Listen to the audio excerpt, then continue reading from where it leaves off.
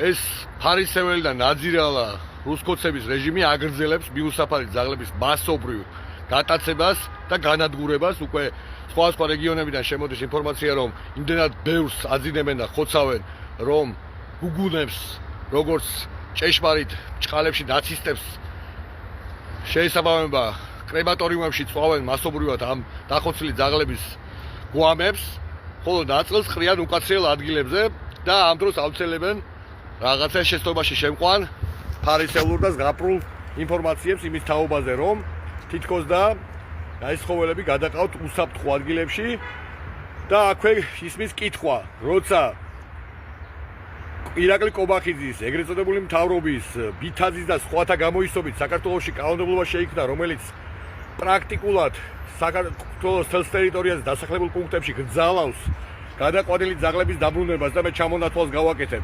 სად დაბრუნებენ, რომელ უსაფრთხო ადგილებში, ხევებში, უდაბნოში თუ ხრამებში, თუ ქალაქებიდან 20 და 30 კილომეტრი დაშორებით, რომ შიმშილით დაიხოცონ ისინი. აქვე ეს ჩამონათვალი, მათ აგრძალეს ამ კობახიძის ავაცახსენებელი 412 დადგენილების მესამე მუხლის მესამე პუნქტის თანახმად გადაყვანილი, დაჭერილი, ღამე ჩუმად, ქურდულად და ყაჩაღურად და ნაცისტურად გატაცებული ძაღლების დაბრუნება სასადილოებთან, რესტორნებთან, ბაზრებთან, სასურსათო მაღაზიებთან, სასტუმროებთან, სტადიონებთან, სკოლებთან, საბავშვო ბაღებთან, პრაქტიკულად ყველგან. სად გააბრუნებენ? სად არის ეს მითიური უსაფრთხო ადგილი, სადაც ვითომ და აბრუნებენ ამ ცხოველებს, ხომ?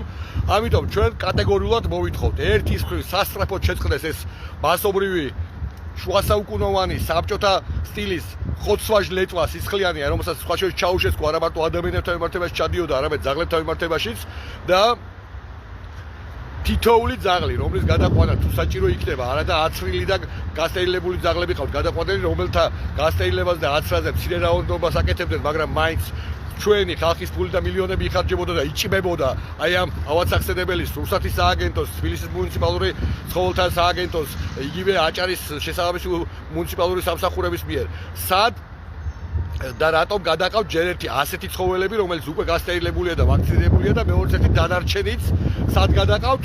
უბრალოდ სად აბრუნებენ მათ ღამე ჩუმად მოტაცების შედეგად? რატომ იტაცებენ ჩუმად და რატომ არ ხდება ეს ცხოველივე ოფიციალურად თუნდაც მიმკერლებელთან შესაბამისი შეტყობინების, დატოვების, მოლაპარაკებისა და გამჭვირვალობის პირობებში? რატომ არ გვიშვენებენ იმ ავაცახსენებელ ეგრეთ წოდებულ მუნიციპალურ დროებით თავშესაფრებში, რომლებიც სასაკლაოებად არის გადაქცეული უკვე წლების განმავლობაში? ამ ცხოველების ხარჯზე და სისხლზე, როგორც ადამიანების ხარჯზე, მილიონებს და ათობით მილიონს შოულობდნენ წლების განმავლობაში, ამიტომაც არ